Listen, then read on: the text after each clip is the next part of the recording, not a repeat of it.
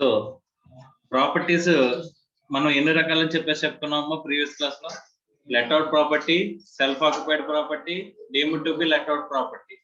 So మనకి format ఉంది, house income from house property calculation కనుక్కున్నాం.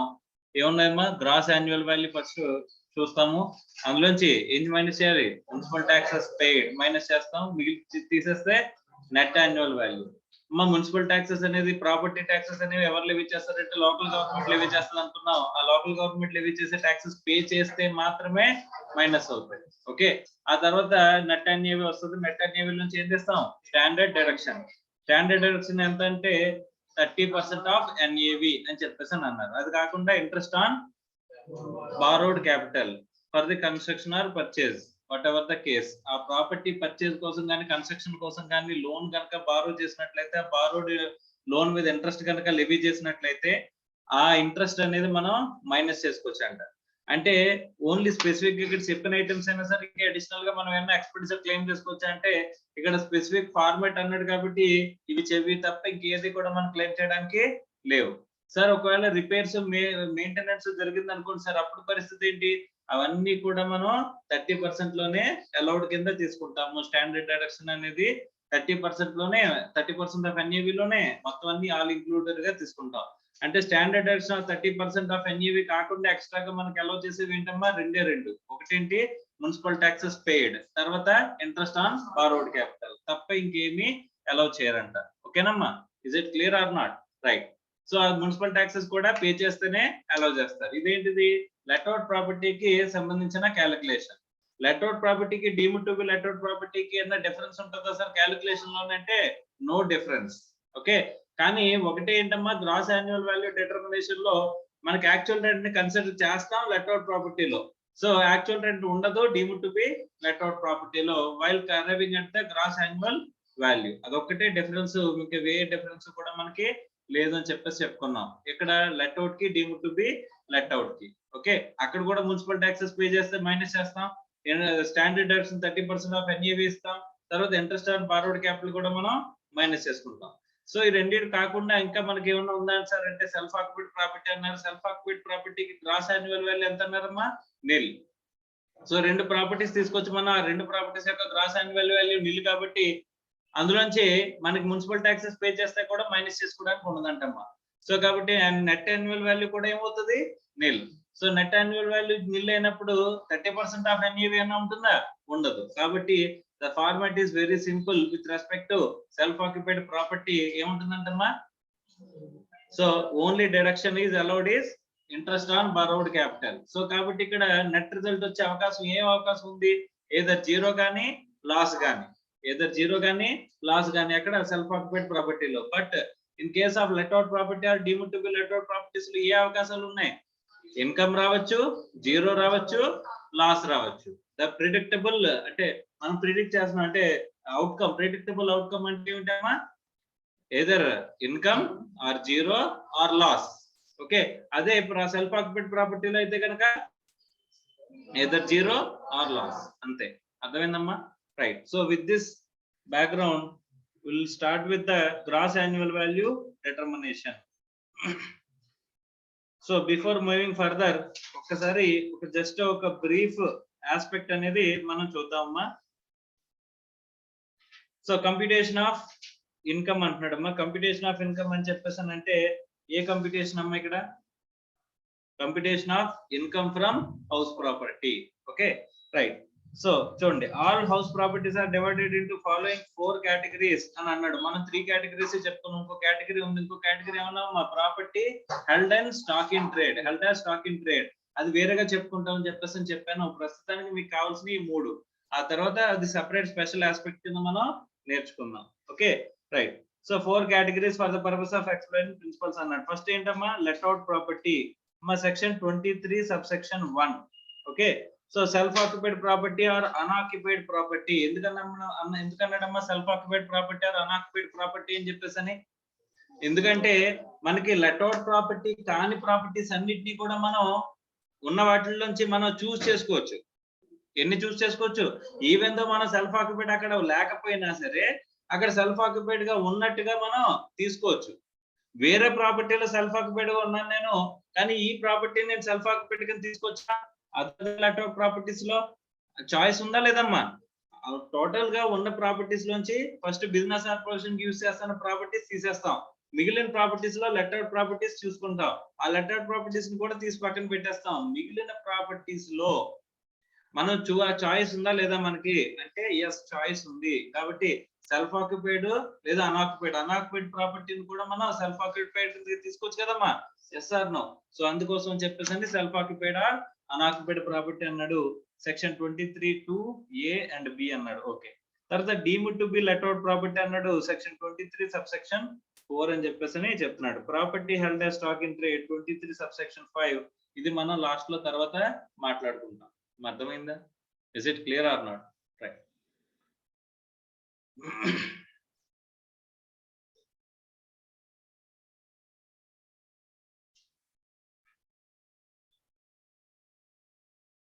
So ఇక్కడ ఫస్ట్ లెటర్ ప్రాపర్టీతో స్టార్ట్ చేద్దామమ్మా. లెటర్ ప్రాపర్టీ చూస్తే gross annual value less property taxes to the local authority, దాన్ని municipal taxes అన్నాం. Municipal taxes ఎవరు levy చేస్తారు? లోకల్ గవర్నమెంట్ లెవీ చేస్తారు. ఆ లోకల్ గవర్నమెంట్ లెవీ చేసే ట్యాక్సెస్ ఏమంటున్నాడమ్మా? పెయిడ్. పదం ఏం వాడాడు? పెయిడ్. పే చేస్తేనే అలో చేస్తాం అని చెప్పేసి మనం మాట్లాడుకున్నాం కదా, మనకి స్టార్టింగ్ నుంచే తెలుసు కదమ్మా. లోకల్ గవర్నమెంట్ కి పే చేసిన ట్యాక్సెస్ ఏమైనా ఉన్నాయి అని చెప్పేసి వచ్చిందంటే కనుక ఆటోమేటిక్ గా పే చేస్తేనే ఎలా చేస్తారని చెప్పేసి మనం స్ట్రైట్ అవే మనకు తెలుసు. తర్వాత నెట్ యాన్యువల్ వాల్యూ అన్నాడు, దానిలో స్టాండర్డ్ డైరెక్షన్ 30% ఆఫ్ ఎన్ఈవి 24A అన్నాడు తీసేస్తే. తర్వాత interest on borrowed capital loans paid or payable, ఇక్కడ జాగ్రత్తగా చూడమ్మా, పే చేసినా పే చేయకపోయినా పే చేయాల్సి ఉంటే సరిపోతుంది. Paid or payable, interest on loan borrowed దగ్గరకు వచ్చేసరికి పెయిడ్ ఆర్ పేబుల్ అన్నవాడు మున్సిపల్ ట్యాక్సెస్ దగ్గరకు వచ్చేసరికి ఏమన్నాడు? పెయిడ్ అన్నాడు. అంటే ఇంట్రెస్ట్ పే చేయకపోయినా మనం మైనస్ చేసుకోవచ్చా సార్? నువ్వు లైబుల్ అయితే చాలు, నువ్వేం చేసుకోవచ్చు? ఇంట్రెస్ట్ ని మైనస్ చేసుకోవచ్చు. అర్థం అవుతుందా? Is it clear or not? Yes or no? ఈ ఇంపార్టెంట్ అమ్మ, ఇలాంటివి స్టార్ మార్క్ చేసుకోవాలి, ఎందుకంటే ఇవి గుర్తుండవు. స్పెసిఫిక్ గా ఇంట్రెస్ట్ అనేది స్పెసిఫిక్ గా మీకు క్వశ్చన్ లో ఇంట్రెస్ట్ పే చేయలేదు, ఇంట్రెస్ట్ అనేది వచ్చింది కానీ ఇంట్రెస్ట్ ఎస్ఎస్సి పే చేయలేదు అంటాడు. ఎందుకు ఇచ్చాడు అంటే పెయిడ్ గానే పేబుల్ గానే రెండిట్లో ఏదైనా ఉన్నా సరే మనం క్లెయిమ్ చేసుకోవచ్చు అన్న విషయం మనకు తెలిసింది అనుకో. పే చేయలేదంటే మైనస్ చేయడం మానేస్తామా? చేస్తామా చేయమా? Yes or no?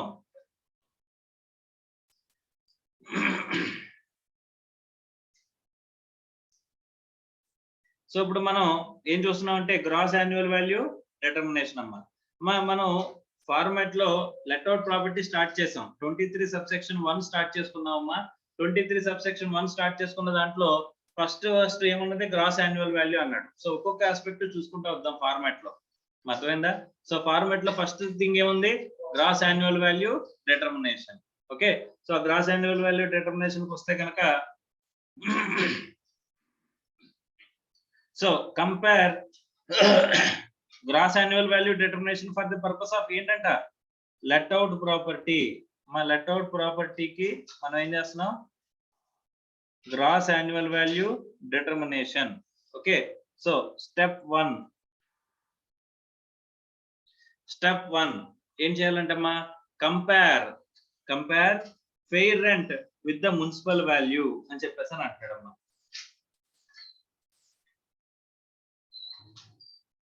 Fair rent అంటే అక్కడ ఒక సీక్వెన్స్ ఇచ్చాడు, ఆ సీక్వెన్స్ పట్టించుకోవద్దు, నేను చెప్పేది మాత్రమే మీరు పట్టించుకోండి. ఓకేనా? అర్థమవుతుందా? So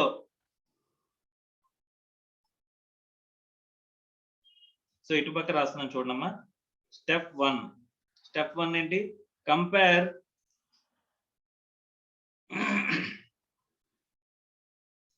fair rent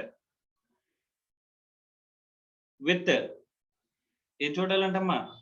municipal value. ఈ రెండింటిని కంపేర్ చేసి మనం నార్మల్ గా ఎక్కువ ఇన్కమ్ ట్యాక్స్ చేయాలనుకుంటున్నావా, తక్కువ ఇన్కమ్ ట్యాక్స్ చేయాలనుకుంటావా? ఇప్పుడు యాన్యువల్ వాల్యూ ఎక్కువ ఉన్నది తీసుకోవాలా, తక్కువ ఉన్నది తీసుకుంటారా? ట్యాక్స్ చేయడానికి కదా, ఎక్కువ ఉన్నదే కదమ్మా తీసుకుంటారు. సో ఫెయిర్ రెంట్ అంటే ఏంటి సార్? Market rent. మార్కెట్ లో సిమిలర్ ప్రాపర్టీకి ఎంత రెంట్ చార్జ్ రెంట్ వస్తుంది అని చెప్పేసి చూడమంటున్నాడమ్మా. యాక్చువల్ గా రెంట్ రావాల్సిన అవసరం ఉందా? రావాల్సిన అవసరం లేదు. సో ప్రాపర్టీ యాక్చువల్ రెంట్ తో మనం మన నిజంగా ఇప్పుడు ఇంత బిల్డింగ్ ఉందమ్మా, ఇంత బిల్డింగ్ బయట మార్కెట్ లో 50,000కి ఇస్తారు అనుకోమ్మా, మనం 10,000కి ఇస్తున్నాం ప్రాపర్టీ రెంట్ కి. ఓకే, మనం యాక్చువల్ గా ఇచ్చిన రెంట్ తో సంబంధం ఉందా? బయట సిమిలర్ ప్రాపర్టీని మనం బయట ప్రాపర్టీ బయటికి రెంట్ కి ఎంతకి ఇస్తాము అని చూస్తే దాన్ని మార్కెట్ రెంట్ అంటారమ్మా. దాన్ని ఫెయిర్ రెంట్. ఏంటది? Market rent, fair rent. Compare చేయాలంటే దేంతో? Municipal value. Sir what is municipal value? మా మున్సిపల్ ట్యాక్సెస్ లెవీ చేస్తారా? మున్సిపల్ ట్యాక్సెస్ దేని మీద లెవీ చేస్తారమ్మా? మీకు ఎర్న్ చేసే ఎర్నింగ్ కెపాసిటీ యొక్క ఎర్నింగ్ ఇన్కమ్ మీద క్యాలిక్యులేట్ చేస్తారంట. దేని మీద క్యాలిక్యులేట్ చేస్తారు? దాని మీద ఏ ఇన్కమ్ మీద అంటే మనం మున్సిపల్ ట్యాక్సెస్ ఉన్నాయనుకో, municipal taxes will be levied on municipal value. Municipal value అంటే ఏంటి అంటే ఇక్కడ ఆ ప్రాపర్టీకి మార్కెట్ లో రెంట్ ఎంత వస్తుందో మున్సిపాలిటీ వాళ్ళు క్యాలిక్యులేట్ చేసి, అంటే లోకల్ గవర్నమెంట్ వాళ్ళు క్యాలిక్యులేట్ చేసి దాని మీద మీకు ట్యాక్స్ అనేది లెవీ చేస్తారమ్మా. అర్థమవుతుందా? సో అలాంటి మున్సిపల్ వాల్యుయేషన్ తో మనం ఏం చేయాలంట? కంపేర్ చేయాలంట. దేన్ని? Market rent. మార్కెట్ రెంట్ దేంతో కంపేర్ చేయాలి? Local government municipal taxes levy చేయడానికి ఏ వాల్యూ అయితే తీసుకుంటుందో అమ్మ, టోటల్ ప్రాపర్టీ వాల్యూ తీసుకోరమ్మా, ఆ ప్రాపర్టీ యొక్క ఎర్నింగ్ కెపాసిటీ మీద ట్యాక్స్ కలెక్ట్ చేస్తారు. అర్థమవుతుందా? ఆ టోటల్ బిల్డింగ్ యొక్క ఎర్నింగ్ కెపాసిటీ అంటే ఏంటి? రెంట్ కలెక్ట్ చేసే ఎంత కలెక్ట్ చేయొచ్చు అని చెప్పేసాను. ఆ రెంట్ కలెక్ట్ చేసే వాల్యూని డిటర్మైన్ చేయడమే మున్సిపల్ వాల్యుయేషన్ అంటారమ్మా. ఓకేనా? సో దాని మీద మున్సిపల్ ట్యాక్సెస్ అనేవి లెవీ చేస్తారు. అంటే మున్సిపల్ ట్యాక్సెస్ లెవీ చేయడానికి ప్రతి ప్రాపర్టీకి ఏం క్యాలిక్యులేట్ చేస్తారమ్మా? మున్సిపల్ వాల్యూ క్యాలిక్యులేట్ చేస్తారు లోకల్ గవర్నమెంట్. అర్థమైందా? అలా క్యాలిక్యులేట్ చేసిన మున్సిపల్ వాల్యూని నిజమైన బయట మార్కెట్ వాల్యూతో కంపేర్ చేయండి అని అన్నారు. ఓకే, కంపేర్ చేద్దాం. ఇక్కడ ఇన్కమ్ ఎక్కువ వస్తే ట్యాక్స్ ఎక్కువ చేయాలనుకుంటామా తక్కువ చేయాలనుకుంటారా? మా గవర్నమెంట్ ఎక్కువ చేయాలనుకుంటారు కదా. సో అలాంటప్పుడు ఇక్కడ ఇన్కమ్ రెండిట్లో కంపేర్ చేసి ఎక్కువ తీసుకోమంటారా తక్కువ తీసుకోమంటారా? విచ్ ఎవర్ ఈస్ హయ్యర్ అనా కదా? Yes or no? Right. So whichever is higher తీసుకోవాలంటమ్మా. ఈ రెండింటిని కంపేర్ చేసిన value whichever is higher. Sir what is the outcome of this step 1? ఈ స్టెప్ 1 వాల్యూ ఏంటమ్మది? Step 1 value. అమ్మ అక్కడ ఏదైనా చెప్తారో అది చెప్పిన చూడకండి. ఓకేనా? సో నేను చెప్పింది ఫాలో అవ్వండి. అర్థమైందా? సో ఇక్కడ స్టెప్ 1 లో వచ్చిన వాల్యూని ఏమంటానమ్మా? స్టెప్ 1 వాల్యూ అంటాం. Okay. So step 2, what is step 2 sir? So compare, మళ్ళీ కంపేర్ చేయాలంట. కంపేర్ స్టెప్ 1 వాల్యూ విత్ దేంతోనంట? Standard rent. Sir what is standard rent అని చెప్పేసానంటే మనకి ఒక యాక్ట్ ఉందంటమ్మా, రెంట్ కంట్రోల్ యాక్ట్ అని ఒక యాక్ట్ ఉందంట. ఎంతమందికి తెలుసు? సో చాలా మందికి అసలు ముందు యాక్ట్ ఉన్న విషయం తెలియదమ్మా. Okay, right. So rent control act అని ఒక యాక్ట్ ఉందంట. ఆ రెంట్ కంట్రోల్ యాక్ట్ ప్రకారం వాళ్ళు లిమిట్స్ ఫిక్స్ చేస్తారంట. వాళ్ళు ఏం చేస్తారంట? రెంట్ యొక్క లిమిట్స్ ఫిక్స్ చేస్తారంట. సపోజ్ కాకినాడ ఏరియాలో ఇంతకు రెంట్ మించి ఈ ఫెసిలిటీస్ ఉన్నది, ఇంతకు మించి రెంట్ చార్జ్ చేయకూడదు అని చెప్పేసి రెంట్ కంట్రోల్ యాక్ట్ అని ఒక యాక్ట్ ఉందంటమ్మా. ఓకే, ఆ యాక్ట్ ప్రకారం రెంట్ అంత మించి చార్జ్ చేయకూడదు అని చెప్పేసి ఉందంట. అలా డిసైడ్ చేసే రెంట్ ని ఏమంటారంటమ్మా? Standard rent. ఏమంటారమ్మా? స్టాండర్డ్ రెంట్ అని చెప్పేసి అంటారంట. సో దేంతో కంపేర్ చేయాలంట? స్టెప్ 1 వాల్యూని స్టాండర్డ్ రెంట్ తో కంపేర్ చేయాలంట. స్టాండర్డ్ రెంట్ అంటే మీనింగ్ ఏంటమ్మా? అంతకు మించి రెంట్ చార్జ్ చేయకూడదనే కదా దాని అర్థం. అంతేనా? Yes or no? అంటే దేనికోసం పెట్టింది? టు ప్రొటెక్ట్ ద టెనెంట్సే కదా. గవర్నమెంట్ ఆబ్జెక్టివ్ ఏంటమ్మా? రెంట్ కంట్రోల్ యాక్ట్ ప్రకారం అంతకు మించి రెంట్ చార్జ్ చేయకూడదు అని చెప్పేసనే కదా వాళ్ళ ఉద్దేశం. అంతే కదా. సో కాబట్టి ఇంతకు మించి మనం చార్జ్ చేయకూడదు అని చెప్పేసానంటే స్టెప్ 1 వాల్యూని స్టాండర్డ్ రెంట్ కంపేర్ చేస్తే విచ్ ఎవర్ ఈస్ లోయర్ అని రాస్తారు, విచ్ ఎవర్ ఈస్ హయ్యర్ అని రాస్తారా? Whichever is lower. అంతేనమ్మా? Yes or no? అక్కడ రాసింది విచ్ ఎవర్ ఈస్ లోయర్ అని చెప్పేయచ్చు, కానీ అసలు ఎందుకు ఆబ్జెక్టివ్ అనేది మనం మాట్లాడుకుంటున్నాం. గుర్తుంటుందా గుర్తుండదమ్మా? Yes or no? So first ఏమో నార్మల్ గా ట్యాక్స్ అనేది ఎక్కువ రావడం కోసం ఇన్కమ్ అనేది ఎక్కువ కావాలనుకుంటారు. అందుకనే ఫెయిర్ రెంట్ ని దేంతో కంపేర్ చేస్తాం? మున్సిపల్ వాల్యూతో కంపేర్ చేసినప్పుడు విచ్ ఎవర్ ఈస్ హయ్యర్ అని చెప్పేసి మనం మాట్లాడుకున్నాం అమ్మా. కానీ అదే స్టాండర్డ్ రెంట్ తో కంపేర్ చేసి మనం ఏం చేసాం? విచ్ ఎవర్ ఈస్ లోయర్ అని చెప్పేసి మనం మాట్లాడుకుంటాం. ఓకేనా?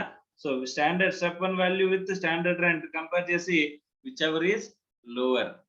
అర్థం అవుతుందా? Sir what is the outcome of step 2 value? Step 2 అంటే స్టెప్ 2 వాల్యూ. ఏంటంటమ్మా? Step 2 value. ఓకే, సో ఈ స్టెప్ 2 వాల్యూని నెక్స్ట్ ఏంటంట స్టెప్ 3. ఏంటంటమ్మా? Step 3. So compare the step 2 value with actual rent. ఏంటమ్మా? Compare the step 2 value with actual rent అంటున్నాడమ్మా. అర్థం అవుతుందా? So sir ఇక్కడ యాక్చువల్ రెంట్ ఎప్పుడు ఉంటుంది సార్? యాక్చువల్ రెంట్ అనేది ఎప్పుడు ఉంటుంది? లెట్అవుట్ కి ఇచ్చినప్పుడే కదమ్మా. అంటే గ్రాస్ యాన్యువల్ వాల్యూ డిటర్మినేషన్ లో యాక్చువల్ రెంట్ ని కంపేర్ చేస్తామా? యాక్చువల్ రెంట్ ని వాడతామా? Yes, we're going to use the actual rent. Sir ఒకవేళ యాక్చువల్ రెంట్ లేకపోతే, యాక్చువల్ రెంట్ లేని సిచ్యువేషన్ ఉంటే, యాక్చువల్ రెంట్ లేని సిచ్యువేషన్ ఏముంటుంది? Deemed to be let out value. అంతేనా? Yes or no? సో కాబట్టి ఒక విషయం చెప్పచ్చా? Deemed to be let out లో gross annual value equals to what? ఏంటమ్మా? Step 2 value will become gross annual value in case of deemed to be let out property. Yes or no? అర్థమవుతుందా? So కావాలంటే అక్కడ అది రాసుకోండి పక్కన. So కావాలంటే అక్కడ రాసుకోండి. In case of deemed to be let out property step 2 value will become ఏమంటారమ్మా? Gross annual value.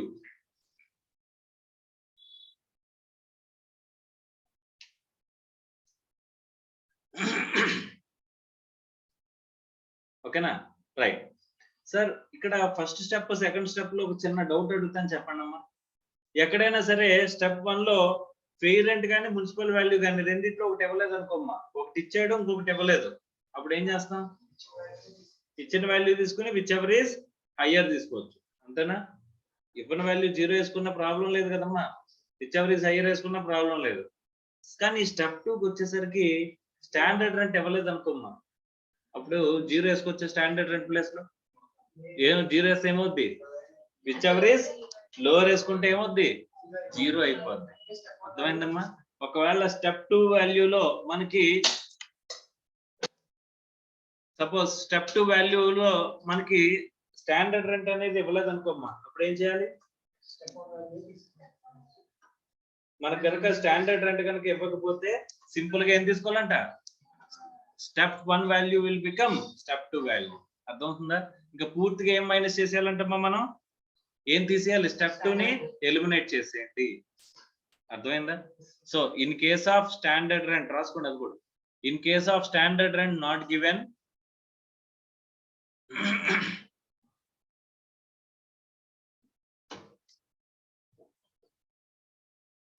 in case of standard rent not given, eliminate step 2.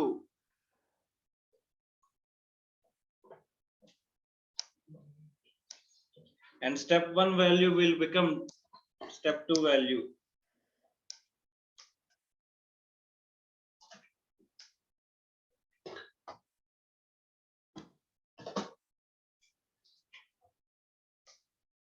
Okay namma? Right. So next, so ఇప్పుడు మనకి deemed to be let out ప్రాపర్టీలో కూడా gross annual value ఏంటనేది తెలిసిపోయింది కదమ్మా. Yes or no? Right. Next step 3. Step 3 లో ఏం చేయమంటున్నాడమ్మా? Step 2 వాల్యూని దేంతో కంపేర్ చేయమంటున్నాడు? యాక్చువల్ రెంట్ తో కంపేర్ చేయమంటున్నాడు. ఓకేనా? రైట్. సార్ యాక్చువల్ రెంట్ అంటే మనకి రిసీవ్ అవ్వచ్చు, రిసీవ్ అవ్వకపోవచ్చు, అంతేనా? యాక్చువల్ రెంట్ రిసీవ్ అవ్వంది కూడా ఉంటుంది కదమ్మా. రిసీవ్ అయింది తీసుకోవాలా, రిసీవ్ అవ్వంది కూడా తీసుకోవాలా? అంటే రెంట్ రిసీవబుల్ కూడా తీసుకోవాలా, రెంట్ రిసీవబుల్ తీసుకోవాల్సిన అవసరం లేదా అనేది నా క్వశ్చన్. అమ్మా, మన చేతికి నిజంగా డబ్బులు వచ్చినవే తీసుకోవాలా, రాకపోయినా తీసుకోవాలా అనేది నా క్వశ్చన్ అమ్మా. Is it clear or not? First of all question క్లారిటీగా అర్థమైందా?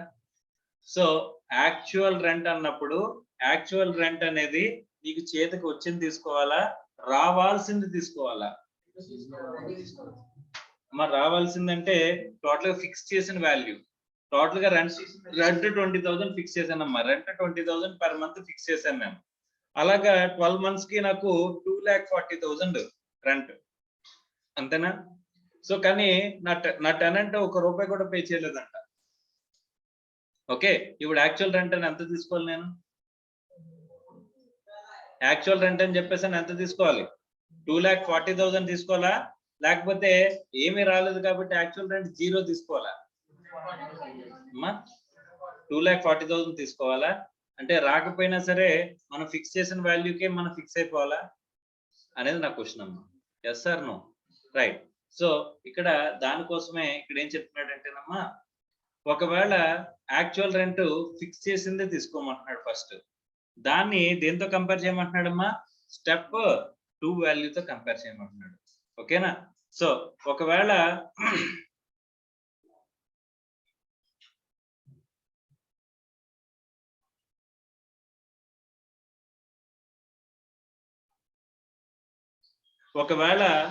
యాక్చువల్ రెంట్ ఏదైతే ఉంటుందో actual rent is greater than step 2 value.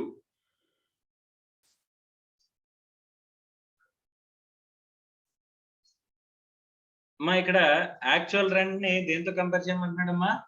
Step 2 వాల్యూతో కంపేర్ చేయమంటున్నాడు. ఓకేనా? Actual rent is greater than the step 2 value అనుకుంటే కనుక మనల్ని ఏం తీసుకోమంటున్నాడమ్మా? ఏది తీసుకోమంటాడు చెప్పండి? ఏది ఎక్కువ ఉంటే అదే కదా జనరల్ గా తీసుకోమనేది. సో యాక్చువల్ రెంట్ నే తీసుకోమంటున్నాడు అంట. అర్థమైందా?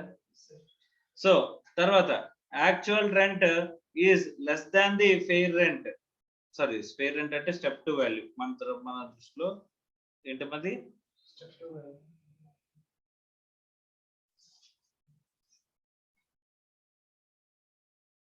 Actual rent is less than step 2 value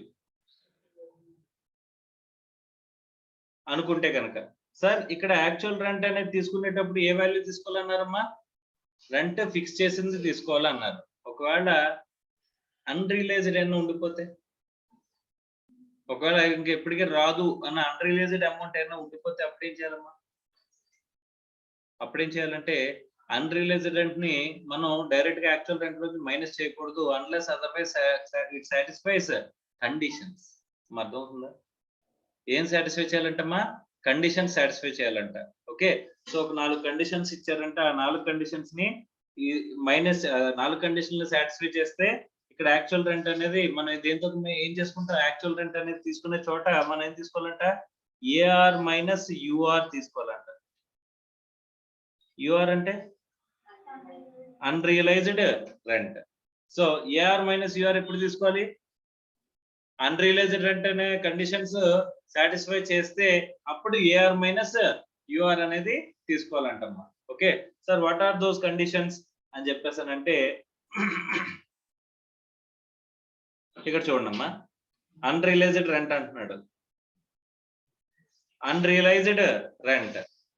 In adopting actual rent, the amount of rent which is not capable of being realized shall be excluded if the following conditions are prescribed under Rule 4. Amma rules ekkada cheptarama? CBDT చెప్తది. CBDT Rule 4 define చేసింది. ఏమని చెప్పిందంట? If tenancy is bona fide. Bona fide అంటే what is meant by bona fide? It is not a new word. It is nothing but benefited. ఏమవ్వాలంట? Tenant benefited అంటే మా tenant benefit పొంది ఉండాలి అని చెప్పేసి అని అన్నాడు. What is meant by tenant benefited? Rent occupy సరే ప్రిమిసెస్ ఆక్యుపై చేశాడు కానీ రెంట్ పే చేయలేదు, దానివల్ల ప్రిమిసెస్ ని ఎంజాయ్ చేశాడు కదమ్మా. అంటే ఎంజాయ్ చేస్తే దాన్ని ఏం చేసినట్టు? బెనిఫిట్ పొందినట్టే కదా. Yes or no? So bona fide means benefited. Okay right. First tenancy అనేది బెనిఫిటెడ్ అయి ఉండాలి, బోనఫైడ్ అయి ఉండాలి. Defaulting tenant has vacated or steps have been taken to compel him to vacate the property. So ఆ rent ఇవ్వకపోయినా అన్ని మన ప్రాపర్టీలో ఉంచాలో తీసి పంపించేయాలి, లేకపోతే పంపించడానికి తగిన స్టెప్స్ తీసుకోవాలి. ఓకేనా? రైట్. రెండు అయిపోయింది. 3, defaulting tenant is not occupation of any other property of the SSC. Sir పక్క వీధిలో నాకు ఇంకో ప్రాపర్టీ ఉంది సార్, ఇక్కడ నుంచి అన్ని ఖాళీ చేయించేసి ఈ కండిషన్ కోసం ఖాళీ చేయించేసి పక్క వీధిలో ఉన్న నా ప్రాపర్టీ ఇచ్చేసాను సార్ రెంట్ కి, అక్కడికి వెళ్ళిపోయాడు అంటే ఇక్కడ only for the purpose of unrealised rent claim చేసుకోవడం కోసమే కదమ్మా చేసాడు. అలాగా అందుకోసమే ఇంకో కండిషన్ యాడ్ చేసాడంట. ఏమని? సో మీకు టెనెంట్ కి నువ్వు ఇక్కడ నుంచి పంపించిన తర్వాత వాడికే ఇంకో ప్రాపర్టీ నువ్వు రెంట్కి ఇవ్వచ్చా? ఇవ్వకూడదు. అర్థమైందా? So next The SSC has taken all reasonable steps to institute legal proceedings for the recovery of the unpaid rent or satisfy the assessing officer for the legal proceedings would be useless. అంటే మనం ఆడి మీద case అన్న file చేయాలి, లేకపోతే ఆ case file చేయడం కూడా useless అని చెప్పేసి అట్లీస్ట్ ఒక ఏమంటారమ్మా అసెసింగ్ ఆఫీసర్ ని సాటిస్ఫై చేసే విధంగా ఒక ఒపీనియన్ అన్న తీసుకోవాలమ్మా. అర్థమైందా? సో ఏమేమి కండిషన్స్ ఉన్నాయమ్మా? 1, టెనెంట్ ఈజ్ బోనఫైడ్ అంటే టెనెంట్ బెనిఫిట్ పొందాడు అని చెప్పేసాను. 2 ఏంటమ్మా? వెకేట్ చేయాలి, లేకపోతే వెకేట్ చేయించాలి, లేకపోతే వెకేట్ చేయడానికి తగిన స్టెప్స్ తీసుకోవాలి. తర్వాత మన ప్రెమిసెస్ ని ఇంకోటి ఏదైనా ఇవ్వచ్చా? ఇవ్వకూడదు. 4 ఏమంటున్నాడమ్మా? వాళ్ళ మీద లీగల్ సూట్ కేసు ఫైల్ చేయాలి, లేదా లీగల్ సూట్ కేసు ఫైల్ చేయడం కూడా వాళ్ళ మీద అనవసరం అని చెప్పేసి అసెసింగ్ ఆఫీసర్ కి నమ్మేలాగా మనం ఇక్కడ ఎవిడెన్స్ అనేది చూసుకోవాలంట. అర్థమైందా? ఈ 4 కండిషన్లు కనుక సాటిస్ఫై చేస్తే ఏఆర్ తీసుకున్న ప్రతి చోట మనం ఏం తీసుకోవాలి? ఏఆర్ మైనస్ యూఆర్ తీసుకోవాలి. ఏఆర్ మైనస్ యూఆర్ తీసుకున్న తర్వాత కూడా ఏఆర్ ఎక్కువ ఉంది అనుకోమ్మా. ఏఆర్ మైనస్ యూఆర్ తీసుకున్న తర్వాత కూడా ఇక్కడ ఏఆర్ ప్లేస్ లో నేను స్టార్ మార్క్ వేస్తున్నానమ్మా. ఇక్కడ స్టార్ మార్క్ వేసి ఇక్కడ రాస్తున్నాను. ఏఆర్ మైనస్ యూఆర్ ఎప్పుడు తీసుకుంటాం? If UR conditions are satisfied. Is it clear or not? Okay sir, AR minus UR చేసేసాం సార్, అయినా సరే ఏఆర్ వాల్యూ స్టెప్ 2 కంటే ఎక్కువ ఉందంట. సపోజ్ టోటల్ గా అక్కడ ఈ స్టెప్ 2 వాల్యూ వచ్చేసరికి ఎంత ఉందంట? ఒక 1,20,000 వచ్చిందంట. మనం ఫిక్స్ చేసిన రెంట్ అంత 20,000 అంటే 2,40,000 ఇయర్ కి.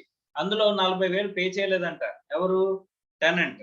2 months రెంట్ పే చేయలేదంట. అప్పుడు మీకు ఎంత వస్తుందమ్మా? ఏఆర్ ఆ కండిషన్స్ అన్ని సాటిస్ఫై చేసాం. అప్పుడు మనకి రెంట్ ఎంత వస్తుంది? 2 lakhs. 2,40,000 మైనస్ ఆ కండిషన్స్ రూల్ 4 లో చెప్పిన కండిషన్ సాటిస్ఫై చేశాం కాబట్టి 40,000 మైనస్ చేసుకోవచ్చు కదా. తీసేస్తే మీకు రెంట్ ఎంత వస్తుంది? AR minus UR 2 lakhs. మీ స్టెప్ 2 వాల్యూ ఎంత వచ్చింది? 1,20,000. అలాంటప్పుడు AR minus UR is greater than step 2 value. అలాంటప్పుడు ఏం తీసుకుంటాం? డైరెక్ట్ గా ఏఆర్ మైనస్ యూఆర్. అర్థమవుతుందా? AR minus UR. యూఆర్ అనేది ఎందుకు ఎప్పుడు చేస్తామమ్మా? AR minus UR if conditions are satisfied. If conditions are not satisfied AR minus UR చేయడానికి ఉండదు. Only AR. ఏఆర్ అంటే 2,40,000 కన్సిడర్ చేసేయాలి. అర్థమైందా? మన ఎగ్జాంపుల్ లో 2 నెలలు రెంట్ పే చేయకపోయినా సరే మనం ఇక్కడ ఏఆర్ అనేది ఎంత తీసుకోవాలి? 2,40,000 తీసుకోవాలి. అర్థమైందా? Yes or no? AR minus UR చేయాలంటే యూఆర్ లో చెప్పిన కండిషన్స్ అనేవి సాటిస్ఫై చేయాలి. సార్ ఇలా తగ్గించిన తర్వాత మనకి ఏమైందంటే ఏఆర్ అనేది స్టెప్ 2 వాల్యూ కంటే తక్కువ ఉందంట. మా స్టెప్ 2 వాల్యూ అనేది ఎంత ఉంది? 2,40,000 ఉందంట స్టెప్ 2 వాల్యూ. మనకి యాక్చువల్ గా వచ్చిన రెంట్ అంత 2 lakhs వచ్చిందంట. అప్పుడు మనం ఇటువైపు లిమిట్ లోకి వస్తాం. అంతేనా? AR is less than step 2 value. అంతే కదమ్మా? సో అప్పుడు మనం రీజన్స్ ని అనలైజ్ చేయాలంట. ఏం చూడాలి ఇక్కడ? రీజన్స్. దేని వల్ల మనకి యాక్చువల్ రెంట్ అనేది ఏఆర్ మైనస్ యూఆర్ కంటే తగ్గింది అని చెప్పేసి చూడాలంట. ఎందుకు తగ్గింది అంటే కనుక డ్యూ టు వేకెన్సీ. సార్ ఇప్పుడు 12 నెలలు కదా సార్, 12 నెలల్లో 10 నెలలు మాత్రమే ప్రాపర్టీ ఆక్యుపై ఉంది. 10 నెలలు మాత్రమే ప్రాపర్టీ ఆక్యుపై ఉంది. యాక్చువల్ రెంట్ ఎంత అవుతుందమ్మా? అప్పుడు మీకు రెంట్ రిసీవ్డ్ ఆర్ రిసీవబుల్ ఎంత అవుతుంది? 20,000 per month చెప్పిన మన ఎగ్జాంపుల్ లో మనం మాట్లాడుకున్నట్లయితే 10 నెలలకి రెంట్ ఎంత అవుద్దమ్మా? 2 lakhs కదా. స్టెప్ 2 వాల్యూ ఎంత ఉంది? 2,40,000. 2,40,000 ఉంది. కానీ మనకి ఏఆర్ మైనస్ యూఆర్ ఎంత వచ్చింది? కేవలం 2 lakhs. అర్థమైందా? దేనివల్ల తగ్గిందమ్మా? దేనివల్ల తగ్గింది? వేకెన్సీ ఉండడం వల్లే కదా. Yes or no? సో ఆ వేకెన్సీ ఉండడం వల్ల అనుకుంటే కనుక అప్పుడు యాక్చువల్ రెంట్ నే కన్సిడర్ చేయాలంట. ఏంటమ్మా? యాక్చువల్ రెంట్ నే కన్సిడర్ చేయాలంటే ఎంత? 2 lakhs. అంతేనా?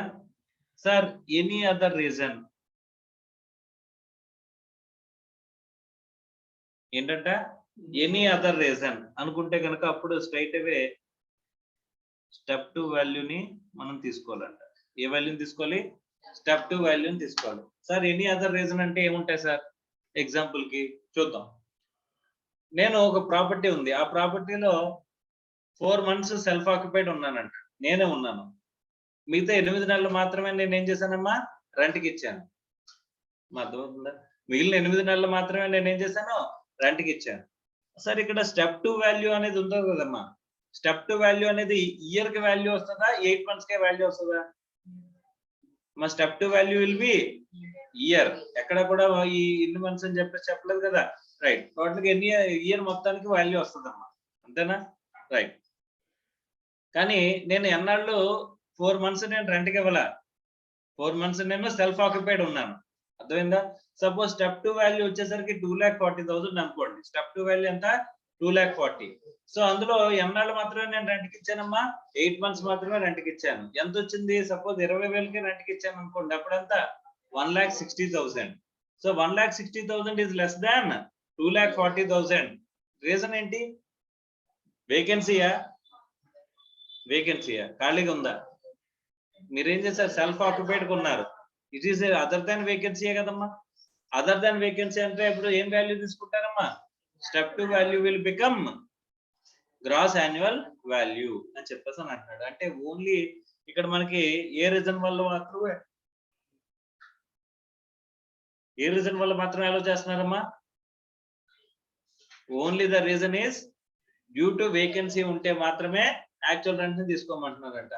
అదర్వైజ్ ఎనీ అదర్ రీజన్ అనుకుంటే కనుక step 2 value will become step 3 value. Step 3 value is nothing but gross annual value. అర్థమైందా? Is it clear or not? చేయగలరమ్మా ప్రాబ్లమ్స్ ఇస్తే? Yes or no?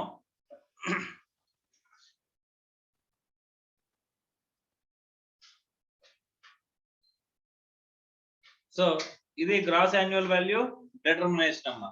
Gross annual value determine చేసిన తర్వాత మనం ఏం చేస్తాం? నెక్స్ట్ ఆస్పెక్ట్ ఏంటమ్మా?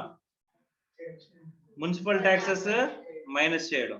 సో మున్సిపల్ ట్యాక్సెస్ గురించి మైనస్ చేద్దాం. దానికంటే ముందు ఇక్కడ కొన్ని ఇల్లస్ట్రేషన్స్ ఉన్నాయి, ఆ ఇల్లస్ట్రేషన్స్ చేయండి అమ్మా. మాకు చిన్న సింపుల్ క్రాస్ చెక్ చెప్తాను, అది గుర్తుపెట్టుకోండి. ఏంటి అని చెప్పేసానంటే స్టెప్ 3 వాల్యూకి వచ్చేసరికి ఏమేమి కంపేర్ చేస్తాం? Step 2 value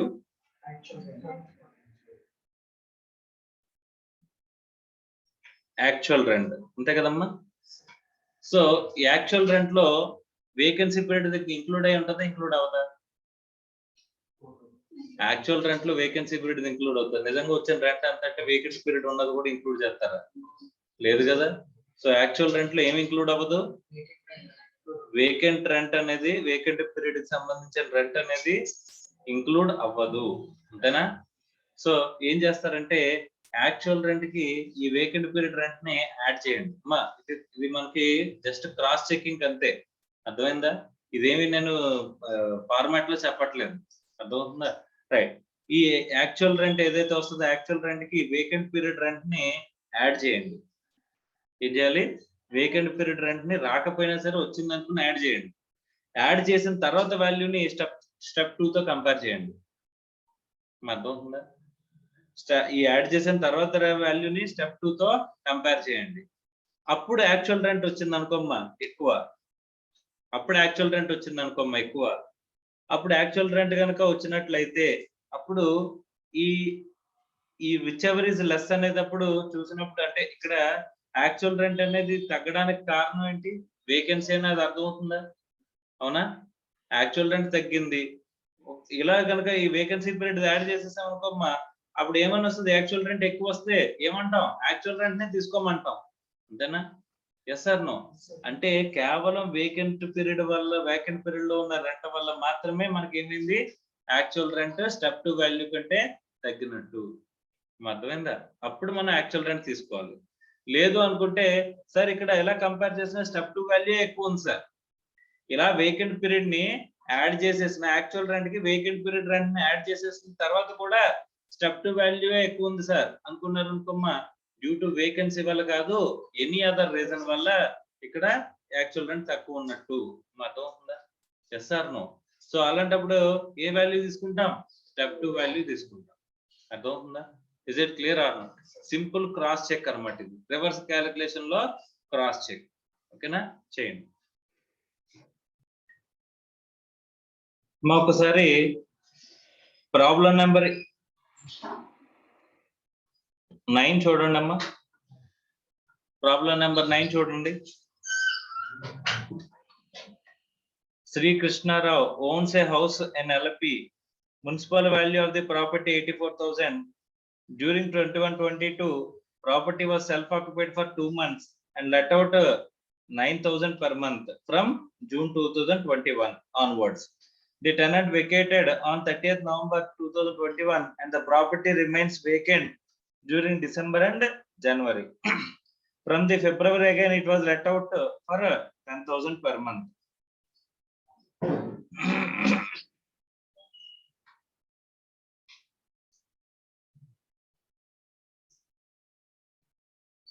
Right. Ikkada what is step 1 value? Ma step 1 value ante municipal value. Municipal value fair rent evvala. Municipal value anta 84,000. Fair rent anta nil. So whichever is higher ante step 1 value entamma 84,000. Okay. Step 2 untunda undada? Standard rent అనేది ఇవ్వలేదు కాబట్టి skip step 2 అనుకున్నాం. So అలాంటప్పుడు step 1 value directly becomes step 2 value. Okay, ఇది let out ప్రాపర్టీయా let out property కాదా? Let out property. 1 month rent let out ఇచ్చినది let out property అనుకున్నాం కదా. సో ఇది లెట్ అవుట్ ప్రాపర్టీ కాబట్టి దేంతో కంపేర్ చేయాలి? మనకి స్టెప్ 3 ఉంటది. ఉంటదా ఉండదా? సో స్టెప్ 3 ఉంటది. స్టెప్ 2 లో ఉన్న వాల్యూ దేంతో కంపేర్ చేయాలి? యాక్చువల్ రెంట్ తో కంపేర్ చేయాలి. What is actual rent? What is actual rent అంటే ఇక్కడ first 6 months, first 2 months self occupied ఉన్నాడు కదమ్మా, ఏప్రిల్ అండ్ మే మంత్స్. తర్వాత జూన్ నుంచి ఏం చేశాడు? లెట్ అవుట్ కి ఇచ్చాడు. ఎన్నాళ్ళు ఇచ్చాడు? నవంబర్ వరకు ఇచ్చాడు. అంటే ఎంత? 6 మంత్స్. 6 months into 9,000. తర్వాత మళ్ళీ ఏమైంది? వేకెంట్ గా ఉంది. ఇప్పుడు డిసెంబర్, జనవరి, ఫిబ్రవరి నుంచి మళ్ళీ రెంట్కి ఇచ్చాడు. ఫిబ్రవరి, మార్చ్ 2 ఇంటూ 10,000. అంటే టోటల్ ఎంత ఇక్కడ? ఎంతమ్మా? టోటల్ 74,000. సో యాక్చువల్ రెంట్ ఎంత? 74,000. ఓకే, స్టెప్ 2 వాల్యూ ఎంత? 84,000. సార్ ఇక్కడ ఓన్లీ బికాస్ ఆఫ్ వేకెన్సీయా, not because any other reason అనేది కంపేర్ చేయాలంటే, సో సింపుల్ గా మనం ఒక క్రాస్ చెక్ మాట్లాడుకున్నాం. ఏమనుకున్నాం? యాక్చువల్ రెంట్ కి ప్లస్ ఏమనుకున్నాం? వేకెన్సీ పీరియడ్ రెంట్ ని యాడ్ చేయండి అని అన్నాను. వేకెన్సీ పీరియడ్ యొక్క రెంట్ ఎంత సార్? ఇక్కడ వేకెన్సీ ఎప్పుడెప్పుడు ఉందమ్మా? డిసెంబర్, జనవరి. అంతకు ముందు మనకి ఎంత రెంట్ వచ్చేది? 9,000 వచ్చి ఉండేదా? 9,000 రాలేదు అనుకుందాం. ఓకే, సో 9,000 ఇంటూ 2 మంత్స్ అంటే ఎంతమ్మా? 18,000. సో 18,000 కలిపేసి ఉండి ఉన్నట్లయితే, వేకెన్సీ లేకుండా కలిపేసి ఉన్నట్లయితే ఎంత అయ్యేది టోటల్? 92,000 అంట. సో 92,000 అనేది 84,000 కంటే ఎక్కువ తక్కువ? ఎక్కువ. అంటే వేకెన్సీ పీరియడ్ లేకపోతే మనకి 92,000 రెంట్ వచ్చేది. అలాంటప్పుడు దేంతో కంపేర్ చేసాం? యాక్చువల్ రెంట్ ని స్టెప్ 2 వాల్యూతో కంపేర్ చేస్తే ఏమొచ్చేది? యాక్చువల్ రెంట్ తీసుకోవాల్సి వచ్చేది. అంతేనా? అంటే ఈ 18,000 తగ్గడం వల్ల మాత్రమే 74,000 అయిపోయింది. దానివల్ల మాత్రమే స్టెప్ 2 వాల్యూ కంటే తగ్గిపోయింది. అంతేనమ్మా? సో కాబట్టి మనం ఏం చేస్తామంటే ఇప్పుడు, so only due to vacancy. ఇక్కడ ఏంటిది? Due to vacancy. Due to vacancy కాబట్టి ఎంత తీసుకుంటాం? Actual rent. What is actual rent? 74,000 will be ఏంటిది? Gross annual value. Next problem number 10 చూడండమ్మా. In the illustration 9 above, if the municipal valuation of the property was 1,20,000, what will be the answer అని అన్నాడు. అమ్మ ఇక్కడ step 2 value ఎంత అవుతుంది? ఇక్కడ step 2 value ఎంత అవుతుందమ్మా? 1,20,000. సో 1,20,000 అయింది. ఇక్కడ యాక్చువల్ రెంట్ ఎంత? 74,000. సో మనం సింపుల్ క్రాస్ చెక్ చేసుకుందాం. 74,000 కి ఎంత కలపాలి? 18,000 కలపాలి. కలిపితే ఎంత? 92,000 వచ్చింది. 92,000 అంటే 1,20,000 కంటే తక్కువ ఎక్కువ? తక్కువ. అంటే కేవలం ఈ 18,000 తగ్గడం వల్ల మాత్రమే తగ్గిందా? అంటే ఎనీ సమ్ అదర్ రీజన్ ఉన్నట్టే కదా? Yes or no? సో కాబట్టి ఇక్కడ ఎనీ అదర్ రీజన్, ఇక్కడ ఏంటమ్మా? Any other reason. Any other reason ఉంటే ఏం చేస్తాం? Step 2 value will become gross annual value. So gross annual value equals to 1,20,000. అర్థమైందా? Yes or no? Right. So ఇలా simple cross check అనేది చేసుకుని మనం గుర్తుపెట్టుకోవచ్చు అండి. అర్థమైందమ్మా?